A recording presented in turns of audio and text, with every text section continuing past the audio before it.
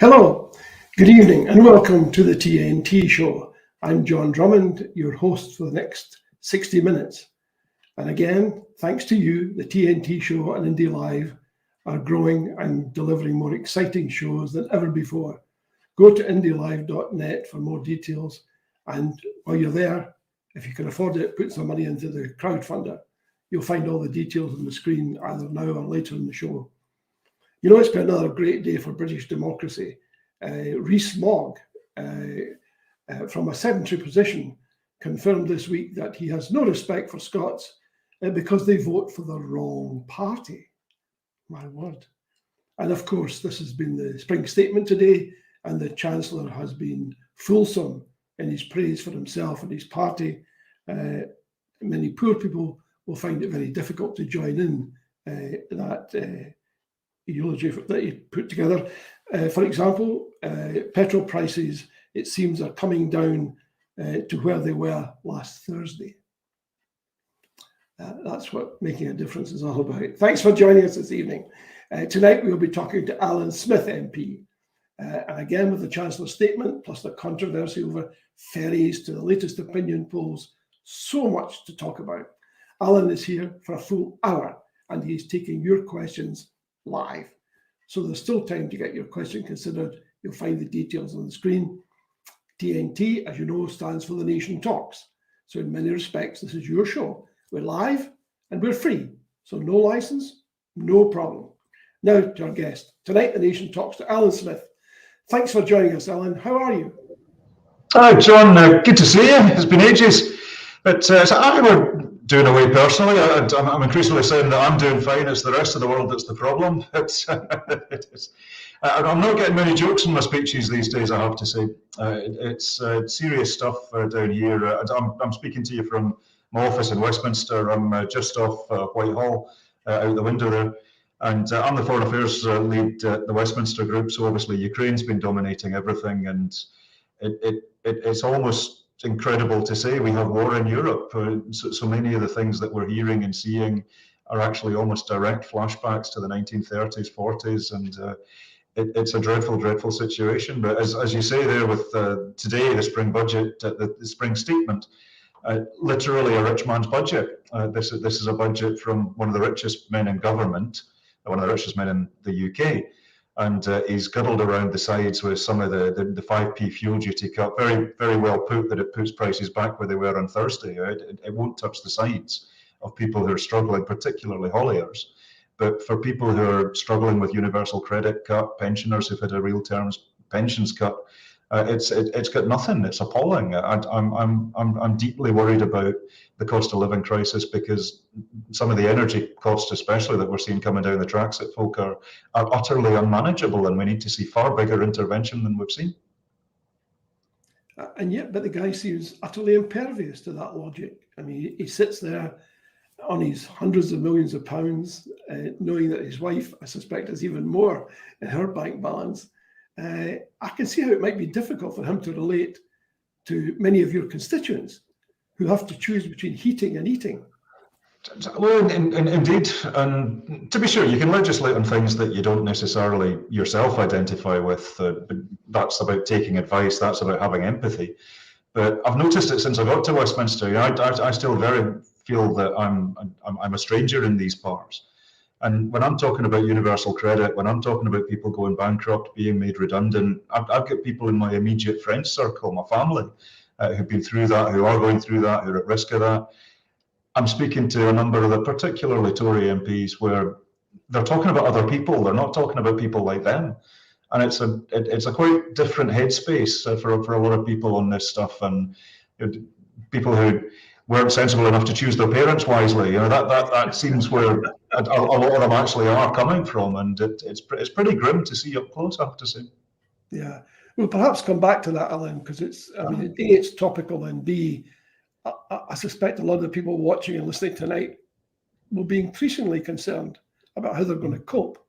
We're looking at a situation that we haven't seen since records began in terms of the effect it will have on ordinary folks, as opposed to the Chancellor and his friends, perhaps. But Could we talk a little bit about keeping your foreign affairs hat on for a second? You've been to Ukraine recently. If you had to, and this is a hard question, I apologize in advance, but if you had to look down the pike, as the Americans say, maybe 3 to 6 months from now, how do you think things will look then as opposed to now? Well, goodness, honest answer, I don't know, but I can predict and speculate happily enough. It was an SNP trip. Myself as Foreign Affairs lead, Stuart MacDonald as Defence lead down at Westminster, and Dave Dugan on the Defence team as well. We went over to Kyiv and had absolute top-level access with the Deputy Foreign Minister, the Deputy Defence Minister briefing us, academics, think tanks, various of the MPs from cross-party. Talking about where things were, what they needed, where things might go to. And the big takeaway that I think can't be stressed enough is that for the Ukrainians, they've been at war since 2014. They've been partially illegally annexed in Crimea and partially occupied in the Donbass for the best part of a decade. And they've been used to this. And this was a massive escalation in an existing conflict that they've been dealing with. And the Ukrainians have been absolutely incredible in their resilience, their organization, the way they've fought back, but also the way they've kept trains running, the way they've kept water going, the way they've kept basic services going and looked after their people has been inspiring. So in terms of where it goes, to answer your question, the talks that are going on, sponsored by Turkey and the Azeris, are progressing, and they're not progressing overly fast. President Zelensky's comment earlier this week that he'd be willing to countenance a promise from NATO to not join, rather a promise from Ukraine to not join NATO. That's up to them to say, and obviously I think NATO membership should be very much individual states should be entitled to apply to NATO if they so choose. They certainly shouldn't have their neighbours making their decisions for them. But that was something that was a significant offer on his part. He's also talking about, he's willing to talk about the constitutional future of the Donbass and Crimea. So he's going to the table with things that he's actually substantively putting forward. But my concern is that because the Russian advance has stuck, the Kremlin might get more and more desperate. And we've seen how the Kremlin behaved in Syria. We've seen use of chemical weapons in Syria. And we need to be ready for the possibility that they might go down that road as well, which are crimes against humanity, even more crimes against humanity than they're doing presently. So it's a really serious situation. And one of the things that I'm glad to say the international community, the EU Foreign Affairs Council was talking about this on Tuesday, about the accountability for war crimes of individual Russian soldiers, but also the various folks that they've drafted in, the leaders of these actions. So there will be long-term consequences to this, and where it goes, I think there has to be a negotiated solution. Every single conflict that happened during the Cold War ended with some sort of negotiated outcome. There was precious few victories in the 50s, 60s, 70s. So the talks need to continue. The talks need to be serious, but I think there will be consequences for the Russian economy for decades to come from all of this.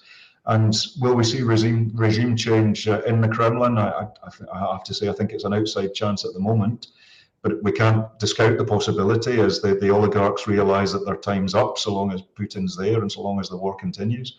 So there's a number of moving parts to it, but we've got to all hope for a negotiated outcome and an immediate cessation of hostilities to let humanitarian aid get in, to let refugees get out. And we also need to think about the rebuilding of Ukraine. We need to think about a Marshall Plan that's going to rebuild Ukraine once peace is somehow established. How we get there, I'm not quite sure, but we need to be thinking about the longer-term future of a free and prosperous Ukraine. Thanks for that. There's a question from Charles Smith. He says, in your considerable experience of the EU, do you think its leaders will be able to hold together long enough to deal with the Ukrainian problem satisfactorily? Cracking question. We saw, I was a member of the European Parliament for 16 years and the Foreign Affairs Committee of the European Parliament for 5. And the EU as a foreign policy actor is still very, very much at an early stage. You know, the EU is a big economic actor, and it's big in terms of trade policy. It's a huge single market that exerts its influence in soft power ways, but it's never really been a foreign policy actor because the member states, by and large, couldn't agree to that degree of action. So the same way as when the UN Security Council is divided, the UN can't do that much. The EU is exactly the same. And what we saw over a weekend, literally over a weekend, we saw the EU evolve into a massive energy power and a massive foreign policy power as well. If you told me a year ago, if you told me 2 months ago that the EU would be procuring, funding and supplying military equipment for a third country that isn't an EU member, I honestly wouldn't have believed you. I wouldn't have said that the competencies would be granted by the member states. I wouldn't have said the unity would have been there. So we've seen a remarkable evolution in the EU, in the EU's competence, the EU's ambition, the EU's capacity before our eyes. And of course, this is the EU I want to see Scotland get back into and play that part in that global A team, which has just become a far more significant power in every sense than it was. So, will the unanimity hold? I think it will. There's elections looming in Hungary. I think Mr. Orban is on his way out. I have to say, I don't think that's much of a bad thing. What comes after him remains to be seen, and we'll see. But likewise, the rule of law disputes that we've seen with Poland and Hungary, particularly with the EU. Now, the EU is a club of rules. If you join the club, you need to play by the rules. These disputes have been put to one side in a very, very big way. And both those governments, which were acting up a bit, but have now realised that the benefits of international solidarity far outweigh the constraints that, as they see it, put on them. So to answer the question, yes, I think that unity will hold, because I think the actions of the Kremlin in Ukraine have demonstrated to everybody just how important international solidarity and cooperation actually is. It is interesting because history tells us that where there is a sort of fairly loose assemblage of nation states, sovereign states, like there is the EU, and dare I say it, the United States way back when, it tends to be outside pressure that provides the impetus for these groupings to coalesce into an entity which is different to what it was before, because the individual units still pride themselves on being sovereign, but it takes an external force to produce a different outcome very often, an unexpected outcome. Without that, it tends not to happen. They tend to be conjoined, but not necessarily pointing in the same direction all the time. I guess it requires a lot of effort from the people in the middle to centre to get things going. This is where I'm such a committed European and committed internationalist. Go right the way back to the founding days of Scotland as a nation. Scotland's independence was always rooted in a wider construct. The Declaration of Arbroath was addressed to the Pope in Rome. The letter of Lubeck, one of the first things William Wallace did when he was appointed High Protector was to write to the Hanseatic League and say Scotland's open for business. Independence is nothing in the abstract. It's always in relation to the wider context that independence is recognised. And the EU is international solidarity in action. Yes, you pull a bit of sovereignty. Yes, that puts a bit of constraints on you, economically particularly. But the benefits of that solidarity, the benefits of that working together far outweigh that in a massively interconnected, scary, resource-scarce, climate change-driven world. Yeah. We're going to need to find ways of working with our friends and allies. And it grieves me deeply that the UK presently shows no sign of cooperating in that structured sense with other organisations like the EU. And that's where I think Scotland's got a better future as an independent state in the EU. Yeah, on that subject, we've had a couple of questions. One from Mark McNaught, and he says he would like to ask Alyn about EFTA membership as a route into the EU, because obviously if you want to join the EU, you can't snap your fingers and say, look, we made a mistake when the UK left. We're now not part of it, so therefore we'd like you to readmit us tomorrow morning. I guess that's not going to happen. So there's speculation. I think that will be at the top end of expectation.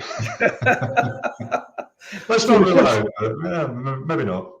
Yeah. So the question is EFTA membership a route that you think is desirable and appropriate?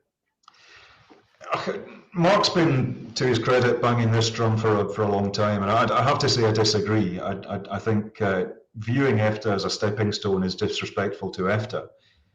Acceding into EFTA is also not something you do with conflict box tokens and you snap your fingers. There's a process of accession into EFTA as well. And what advocating EFTA membership does is lose a lot of the goodwill that we've got in Brussels, particularly and in the member state capitals.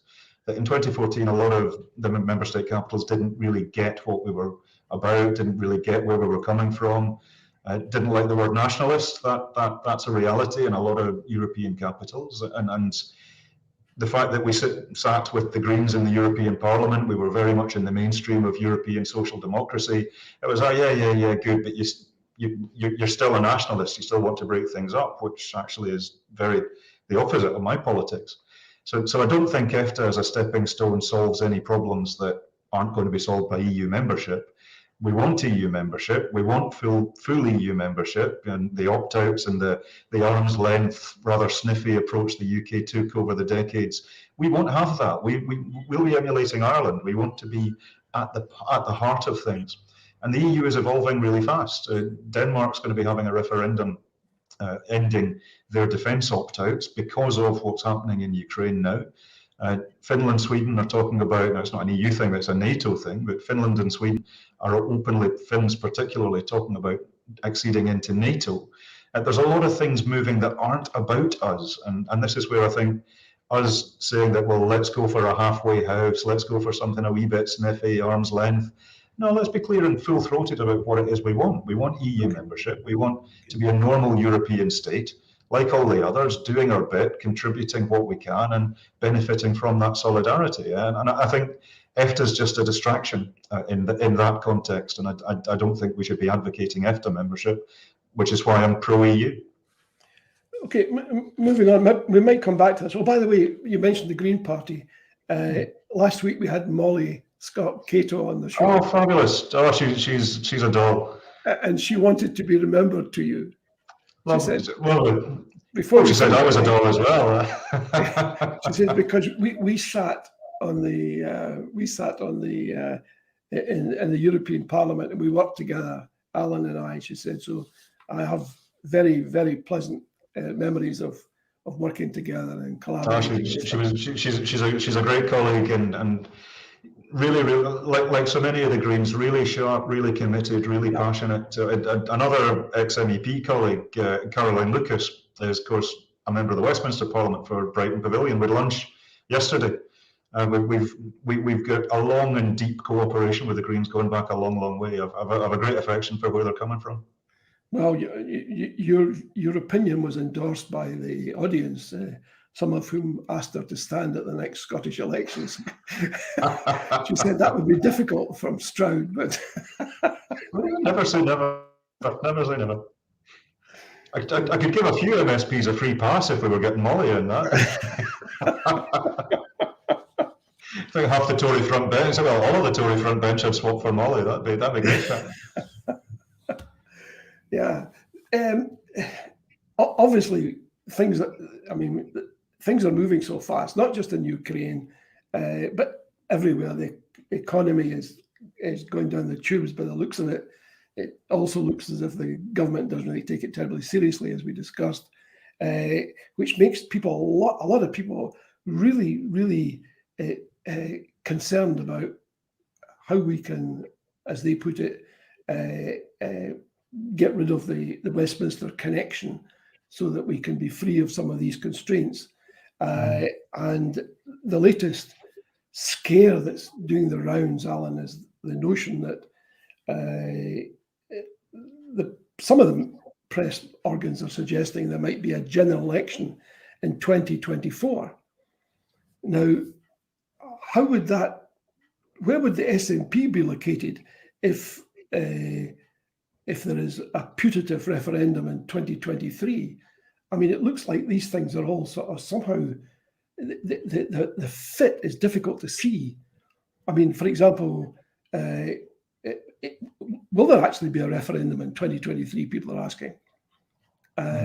Or will the fact that there's an impending general election put that to bed for a bit?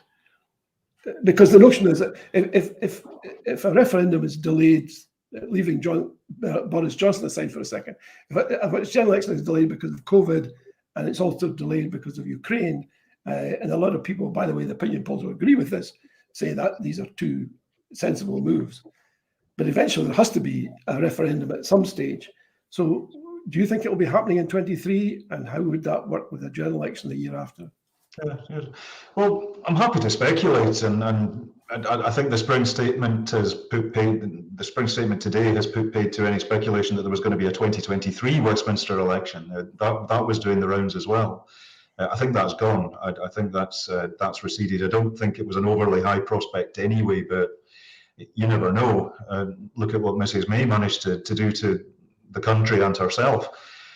From an SNP perspective, well, look, we know what we want. We know who we want to be. We want to have a referendum on independence in 2023. We think that's appropriate. We think that's fitting. We think that gives proper lead-in time for the debate, the discussion.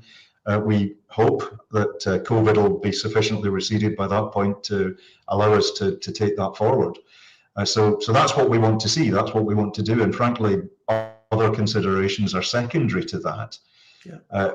Do we have a Westminster election after an independence vote? Well, we need to see how the independence vote has gone in terms of how the numbers on that would fall. It's realistic to say that we'd be within a negotiation period at that point. So what that does to how people want to vote in that Westminster election, who knows? Remember, there was a European election. Sorry, John. Sorry to cut across. I think what people are saying is, since it's hugely unlikely that Boris Johnson is ever going to agree to a Section 30, I mean, he can't say no, because that would be constitutionally hugely improper. But since he controls the Constitution, not impossible. But if he continues to say no, then there cannot be a referendum. And therefore the notion is, okay, if that's the case, and there's going to be a general election in 2024, why don't we make the 2024 election a plebiscite on independence? I.e., everyone who stands, like yourself, says, look, if you vote for me, you know you're voting for an SNP candidate, but let me be very blunt with you. We regard this as a plebiscite. So therefore, we don't need a Section 30. Well, we can regard it as whatever we want. If there isn't a Section 30, it's not legal. And I think there's a lot of risks in that. And let's say we do say it's a plebiscite. For the sake of this discussion, let's take the hypothetical leap that we say it's a plebiscite election. Let's say we massively win it. What do we do when he says no then? How does that answer anything? How does that take it forward? There's no greater legal certainty to that than there was in the lack of a Section 30 order. Now, I actually dispute your suggestion there that there's no way he's ever going to offer a Section 30 order. We see the UK government preparing for a referendum on a daily basis. They've got all the spin doctors, all the SPADs in the Scotland office pumping out via their various media outlets and the rest of them. They're pumping out the scorched earth, that everything in Scotland's rubbish, and we need the UK or we'll somehow be cast into darkness. We see them making these preparations. That's what the Levelling Up agenda is all about. That's what the UK Internal Market Act is all about as well. So I'm speaking to the Tories here as I do regularly. Just you do have those chats around these things. And the smarter Tories know fine that it's a delaying tactic. They can't say no forever, exactly as you say. So if it's when, not if, rather if it's when, then why not now? And we've put forward an eminently reasonable proposition in 2023. Democracy doesn't stop anywhere. And that's our objective, that's our agenda. And I think it's important that we keep the Tories on the hook, keep the Tories on the spot, that their position's unreasonable. Remember, I represent Stirling within Westminster. Stirling voted no 60% in 2014, and then voted massively pro-EU in the 2016 referendum, and then in 2019 voted 51% SNP for an out and proud nationalist. There's a lot of people in Stirling are on that journey, continuing that journey. Brexit has shocked a lot of people out of where they used to be thinking politically, and particularly about the Constitution. I've got an article in my column in the National today has got that we need to talk less about Mr. Johnson's position and we need to spend more time persuading the people of Scotland that independence is the way to go. If independence was sitting on 60, 70, 80% in the polls in Scotland, there would be no question of how and when the referendum happens. It would be an absolute certainty. So my focus is getting out there in Stirling and persuading people that independence is the way to go. Our position is eminently reasonable, democratically mandated by the people of Scotland. Mr. Johnson's position is unreasonable, and I don't think we should let him off the hook on that. I've got some reservations because it sounds to me like you're appealing to somebody's better angels, as Abe Lincoln might have said. I don't see any angels surrounding Boris Johnson, honestly. I suspect they traded in their wings long since. But I take your point. I do take your point, but we can't do this unilaterally. That's the brass tacks of the situation. The Catalans have proven what happens when that's done. We'd lose Middle Scotland and we'd lose the international community as well. So this has to be a negotiated outcome with the UK, not least for what happens after the referendum. As we're not changing geography. We're not changing the fact that the UK is going to be a close and important partner and ally for us. So how the referendum's done is really, really important. And I see the Tories preparing for a referendum. I see them preparing the ground right now.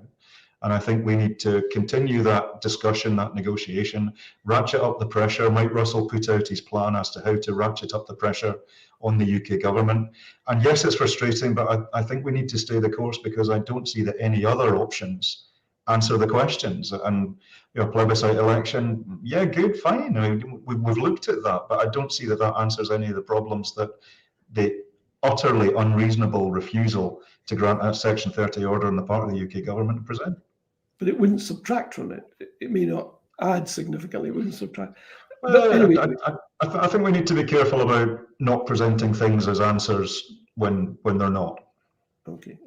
I mean, there is a broader point about the legality of something versus the morality of it. And very often morality trumps legality, but not in every case, I agree. Well, for that, I think we need 80-90% of the people of Scotland with us. Otherwise, we'll be the debatable lands for a while to come. But your position is endorsed by the polls that are out today, which says that 61% of Scots believe that the UK will not exist in its current form in 10 years' time. So yeah, this is my point. I spend more time on the doorstep than most, and the people in Stirling who voted no in everything I'm putting out is aimed at the people who voted no in Stirling in 2014 and voted SNP in 2019. And that's a big shift of people who might not be with us on the Constitution, but these are the people we need to win. Elections, referendums are always won in the middle. And that's exactly where I'm aimed at. And these people are, and remember, a lot of the Brexit stuff has been subsumed by COVID. A lot of the consequences that are there and are in the mix have been disguised by COVID. And as that becomes clearer to people, the real world advantages of independence in the EU will be, I think, an unstoppable proposition compared to tiddly-toy-town Brexit Britain. You mentioned a couple of things there, Mike Russell and the Constitution. Now, Mike's working on a draft Constitution. Have you been consulted on that? Presumably you're aware of that. Yes, I am aware of it. I'm not aware of any publication date as yet. I've been tangentially aware Mike was down briefing us at the Westminster Group about progress on that sort of stuff. I think it'll be a cracking piece of work. I've not seen it yet, but as we've discussed long since, John, going back 15 years, whatever it was, we had that fringe meeting at SNP conference. Yeah. And the whole point to independence is that we empower citizens and constrain the executive and our government. The idea that democracy has to be run the way the UK runs it. That's one of the whole points of independence, that we'll do it differently. So that'll be an energizing document, and I'm really looking forward to seeing it as well. Yeah, and I think it could be a real asset when it comes to on the doorsteps, particularly when you reach out to those people who might be swithering, or who may just have moved from no to yes, but are not quite convinced, because any constitution worth its salt would have to say that people would be citizens, and that their beliefs and attitudes before independence would not be prejudicial in any way whatsoever once independence takes place. I.e., you're saying to people who voted no over long periods, look, your rights as a citizen, your human rights, would be fully protected in an independent Scotland. And I think they're entitled to that, because right now, for example, if independence were declared tomorrow, then Scotland would inherit the Westminster system with all of its flaws. And that would allow any putative Scottish government to abuse people for whatever reason, because there'd be no constraints, because the sovereign entity would be the executive in Scotland, the same as it is in the UK just now. But subject to the norms of how the Scottish Parliament has operated, the Human Rights Act is built into the system, the incorporation of the UN Convention on the Rights of the Child. There will be concerns, but I agree with you absolutely. The more we're open book with the people of Scotland about what we want to do, the better. And these people are entitled for the putative sovereign state to make it very plain that they will be protected and not abused in any new state. And I think that's an important message that should go out from everybody in the SNP, particularly to people who might be wavering or concerned about what form the new state might take. Because when new states are formed, they're under enormous pressure. I think you made that point earlier. You're looking to your friends, you're looking for support overseas, you're looking for people to be sympathetic to the new state. And one of the ways to ensure that they're sympathetic, I imagine, would be to say, look, this is how we intend to treat people in that new environment. There will not be a hiatus. This will happen immediately. Absolutely. Hence, it's being published well in advance so that people can kick the tires of it and see that. This is, to segue briefly, the work in my office is structured in four strands. We can do stuff as the Government of Scotland, and we can demonstrate that we're using power well. And I can evangelise for that down here and internationally. At Westminster, we can critique what the UK government's doing and thereby say, we could do better, you're not doing very well. And then we can call for stuff in terms of urging the UK government to do things differently, to do things better. And then for an independent Scotland, we can commit to stuff. So all of those things build the case for independence by critiquing where we are now and saying what we'll do better. And the Constitution is exactly one of those exercises where, okay, not everybody's into constitutions, but those who are want to hear about it and want to hear that we've done our homework. So the fact that that work's ongoing now and will be out in good time is energising. It really is. Well, it would be ironic if the party that espoused major constitutional change wasn't able to talk articulately about constitutions. For me, when I look at other countries and I look at secessionist movements and separatist movements, they always begin with the constitution. They don't begin somewhere else and say, look, at some stage we'll produce a constitution. They say, here's the constitution. This is what it will look like. This is what we will stand for and what we will not stand for. It seems to me it's a contract between the new state and its putative citizens. And it seems to me people are entitled to that as a minimum. Absolutely. Categorically. So it shouldn't be an afterthought. It shouldn't be something to be done some later stage, but it should be available right now, I would humbly suggest. But I want to move on to something else. We've had a question about Stuart MacDonald made an impassioned speech on the Lord's amendments to the Nationality Bill. And the questioner is asking if you would be prepared to comment on that, perhaps amplify it and enlarge. Stuart's one of the stars of the group here. He's really passionate, really decent, really committed. He's got one of the toughest briefs at Westminster because it's just so unrelentingly horrible dealing with the Home Office as it stands and the Home Secretary as she is. And indeed the 80-seat majority that the Tories have got on this stuff. They genuinely, on the one hand, they'll talk about we need to do all we can for Ukraine, but then on the other hand, do all they can to make it difficult for refugees to come to this country. Médecins Sans Frontières has today, after the passage of, and Stuart spoke passionately about the amendments, we all voted against them, but the UK government got its way because the UK's democracy is deeply, deeply flawed, and an 80-seat majority lets the Tories do pretty much whatever they want, which is deeply flawed, and we fought that. So I hope that the people of Scotland could see that we were there fighting, because we will do this differently, we will do this better. But we lost, because that's the arithmetic as it stands. So Médecins Sans Frontières has today put out one of the most damning statements I've ever seen. And Médecins Sans Frontières, they're not a political organisation in a party political sense. They operate worldwide. They're dealing with the Taliban in Afghanistan. They're dealing with all sorts of warlords in Yemen. They're used to dealing with grim stuff, and they've said categorically the UK is one of the most hostile countries to refugees in the world, and that's shaming. That's appalling. Look at how the EU, again, back to how the EU's leveled up over several levels over the Ukraine crisis. The EU, every single state in the EU said, to hell with the paperwork for 3 years. If you're Ukrainian and you're in trouble, get yourself here, we'll waive the paperwork, we'll sort that out later.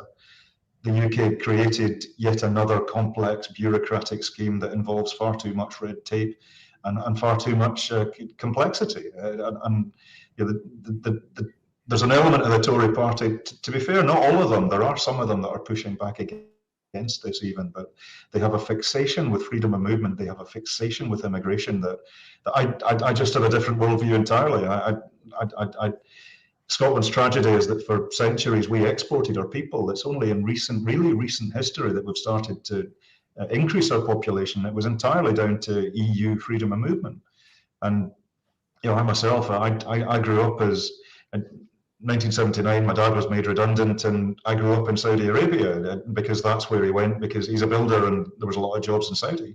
So I grew up as an immigrant, and I feel it really, really personally that people are being made to feel uncomfortable in Scotland because of settled status, because of all that stuff. And the immigration bill is an appalling piece of legislation that shames us, shames all of us, and shame on the Tory government that brought it forward. And again, I think that underlines the case for independence, that were we an independent state, we would have been part of the EU's scheme to waive the visas for Ukrainian refugees, a more humane system, a far better way of doing things. But the comment is that Stuart's played a blinder, but sadly, the arithmetic's against us, and this dreadful, dreadful piece of legislation will go forward.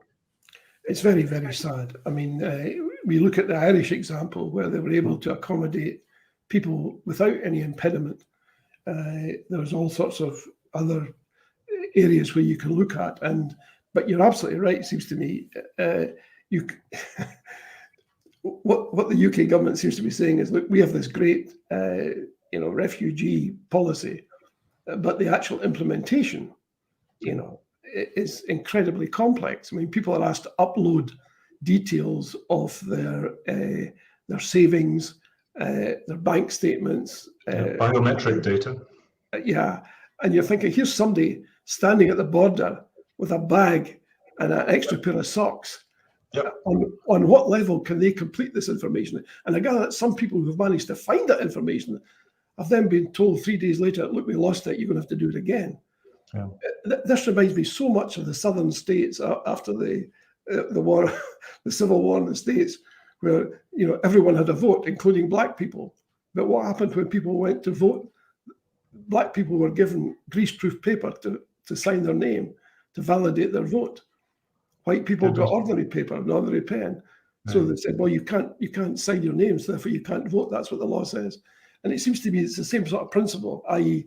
we'll say it's straightforward, we'll say we're trying to help, but we'll impede at every turn to make it practically difficult for people to actually pursue the very outlet that we've specified. Anyway, it just strikes me as rather nasty, frankly. Yes, it's grim, and it's not incompetence, it's quite deliberate. The UK has appalling bureaucratic, complex ways of doing this stuff. Good friends of mine, he's a British citizen in the Home Office now. She's American, And in order for them to get married, the paper chase, the permanent status, the leave to remain, it was appalling, absolutely appalling. And of course, unless you've gone through that or you know somebody close to you who has gone through that, you don't necessarily appreciate just how grim it is. But is this all part of the, I hesitate to say this, but it sounds a bit like it, the Tory party dog whistle on immigration? It's all part and parcel of that they weigh the votes they get from people who are concerned about immigration. And as long as they keep blowing that whistle, the likelihood is, and the people who blow it faster and longer are the people who are likely to accede to positions of authority, maybe even Prime Minister. I don't know what Priti Patel has in mind, but when I watch her behaviour, I get the impression sometimes that that's what this is all about. If I make life difficult, then I'll be a shoo-in at some stage for the top job. They have a worldview in this stuff that I find difficult to fathom, but then they'll do things that will go off kilter. The huge offer that was made to Hong Kong citizens to come to the UK. You know, the people who voted for Brexit voted to cut immigration. They didn't vote to give lots of Hong Kongers a route in. 3 million. And yet it was brought through by this government. But then you see how they talk about the boats off Calais. The idea that the RNLI is being subjected to a ghastly campaign for saving people at sea. Now, how they got to be in trouble at sea, there's a legitimate argument to be said that people traffickers, of course, we're all anti-people traffickers. But the reason people are taking these desperate measures is because there isn't a safe and legal route to get here. So it's actually a testament to just how bad the UK's systems are that people are feeling the need to take these desperate measures, and which are then used as reasons why we need a more complex and bureaucratic system. It's a sad state of affairs, and the fixation with immigration that you see manifested in big chunks of UK politics is something that I just reject entirely. And I'm really glad to say that in Scotland we're not immune to it. Let's not kid ourselves, but there's much more of a consensus across the parties that freedom of movement has been good for us, immigration has been good for us. I mean, we're a third of the UK landmass. We're not full. We need more people. Yeah. And that seems to be just much more of a consensus within Scottish politics than you'll see in the UK. We've got elections coming up soon, local elections. And I suspect a lot of the fear-mongering that you mentioned earlier might be down to that, as much as laying the groundwork for opposing a referendum. Because I hear in the grapevine that the Conservatives are not expected to do terribly well. So if they're not going to do terribly well, the strategy would appear to be, let's make sure the SNP vote is reduced as much as we can make it, so the margin doesn't look quite as bad as we expect it to be. But I think people, I'm not a member of any political party, I hasten to add, but let me just say this. When I look at the number of independence parties that are on offer to the electorate, and I'm thinking particularly with the SNP and Alaba standing for council elections in May, don't you think that's confusing to people? I mean, don't you think that the very act of two groups competing for the one grouping entity, voting entity, is likely to subtract from both?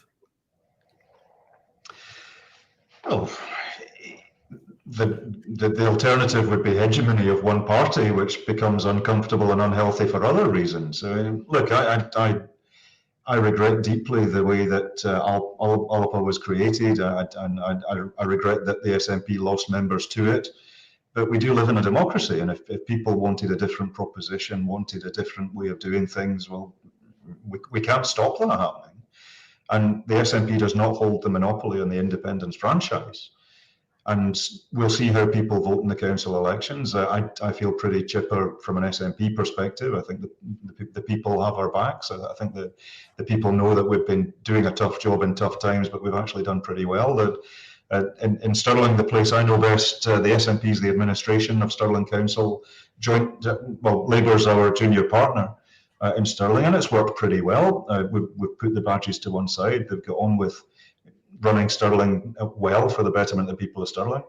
But in terms of other parties who are pro-independence standing, well, that's their democratic right to do so, and there will be no quarter asked nor given from the SNP perspective on those counts. We stand on our record, we stand on our proposition, and other people, other parties are entitled to bring that forward and let them stand on theirs. But from your point about the Tories, absolutely, the Tories in Stirling are quite obviously doing a scorched earth strategy. Their literature is everything's rubbish, everything's terrible. And yet somehow they're going to do it better themselves, but they're not actually offering any visions as to how they do that. We're in the process of putting together our council manifesto in Stirling with the record of the administration that's outgoing and what we'd like to do with the people's support for the next administration. The Tories are doing nothing like that. They're not actually trying to win. The literature they're putting out is saying we're the strong opposition, and it's like, actually you're not. In order to be a strong opposition, you need to have other ideas that you put forward. They just put forward boneheaded truculence, and it's not going to work for them. But that's again another reason why I think the people of Scotland want to see serious people with credible plans and credible policies, that we've done our own work with a bit of passion to build the country up. And I think the people are open to that and receptive to that. I've had some great campaigning, canvassing days across Stirling in the last few weeks, and looking forward to many more. I think the local elections are really important, both in terms of who's running local government in Scotland, which is crucial, but also the litmus test about, well, how are people actually feeling? Yeah. Well, I mean, the same opinion polls suggest that, that Scots remain much more likely to feel the Scottish government has handled the pandemic well, as opposed to the UK government. I mean, wherever you look, the pollsters are saying, look, the people think, despite all the difficulties and hassles and problems, the Scottish government's done pretty well. Can we move on, please, to talk about back to the EU for a second, if you wouldn't mind? Obviously, you would like Scotland to join the EU as soon as the EU feels it's appropriate. Obviously, there'll have to be some sort of process of induction or reinduction. What's your position about using the euro? Do you feel that, because Scotland would then have a choice, it could then say, well, we might adopt the euro, we might continue with sterling, or we could have our own currency. What's your take on that, Alyn? Yeah, I got into some trouble in the last year, or the last but one European election, I think it was, where I said I'm agnostic on the currency. And of course, the Tories leapt on that as Smithy's got a pro-euro plan and he's just keeping it secret and he's dropping hints. So I said, no, I'm not. I'm really not. I think an independent Scotland will need the currency that's going to serve the interests of the Scottish economy best, in terms of our trading patterns, in terms of how our economy works. Also in terms of sovereignty and in terms of our control of that, obviously taking due note of how international capital markets work. And we've got our options. SNP party policy, which I entirely back, is that we maintain a union with Stirling for a period while we essentially make the decision about what's going to work best. I know people in government are working on that to clarify and crystallise that proposition much more precisely as we get closer to an independence referendum, and I think it's absolutely important that we do that. But for the moment, I'm not massively theological on this stuff. I think maintaining a union with Stirling, well, that denotes a degree of shared sovereignty that I think would fly in the face of why we wanted to be independent. Creating an independent Scottish currency, well, would need to have really serious thoughts about what reserves would need to have in order to defend that from speculation in the international markets. Acceding into the euro, that also denotes a degree of pooling of that economic sovereignty that maybe the people of Scotland don't want to do. So that there's ups and downs to all of this stuff. But from my perspective, I think that the perspective that the party's got right now, that we've got a holding pattern until we decide where we want to get to, is I think exactly the right one. I see an awful lot of advantages to euro membership politically, in terms of, well, who's your bank of last resort? Frankfurt. Does it exist? Yes. Is it part of a far, far bigger bloc than the UK is? Yes, of course it is. The euro is on its way to becoming the fiat currency of an awful lot of other countries. So there's advantages to that politically, economically, but there's other things to be considered as well. So I personally, genuinely don't have much of a strong position on that stuff. I asked Molly the same other question. people are economists better than I ever will be. Well, I asked Molly that question last week because she is an economist, of course. Yes, indeed. And I think her view was pretty close to the modern monetary theory perspective, i.e. that when you have your own currency, it gives you freedom. Of course, you have to be careful. You have to watch inflation and all the rest of those good things. But her claim also is that by running your own currency, it gives you flexibility that you wouldn't have if you're locked into. Her point was the point that you made, in fact, which was if you're sovereign, how can you be sovereign if your currency is controlled by somebody else? It's a fair point. And she sounded as if this was not a new thing, that many countries that become independent have their own currency, and but it will be. I think it will only become an issue, I suspect, when there is a referendum, yes. Because that's what happened last time around. There was a great debate about are you going to call it the punt or the groat or whatever. I can't remember. People had all sorts of sport with that one, and it's a question that regularly comes up, and so it should. And I do know that some of the best brains in the party are working on this stuff, and the answer will be an awful lot clearer as we get closer to the point at which we're going to be asking that. But look at the wider European continent. There's an awful lot of macroeconomic stuff in flux for a lot of people at the moment. So I think it's right that we've a very well developed holding pattern, and that's something that will be brought forward in due course. Mm-hmm.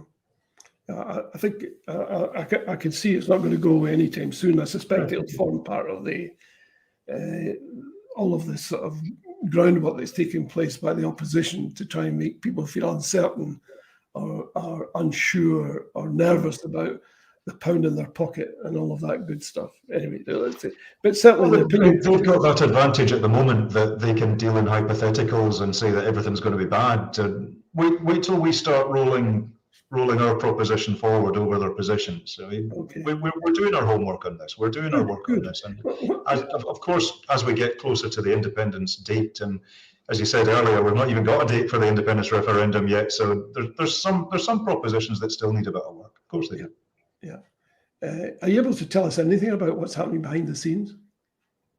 I don't want to put you on the spot too much, but really not. There's a lot of things going on in a lot of places. I can tell you what I'm up to, which is the outreach project that we've got, only half jokingly called Project No Surprises. The idea that our friends and allies, obviously, we don't want to get them into our debate. We don't want anybody saying I back independence or I'm hostile to independence. But Scotland acceding into the EU, acceding into NATO, becoming independent, this has implications for all of our friends and neighbours and allies. So as Foreign Affairs Lead here at Westminster, I'm out round the embassies in London here, but using them to reach the member state capitals.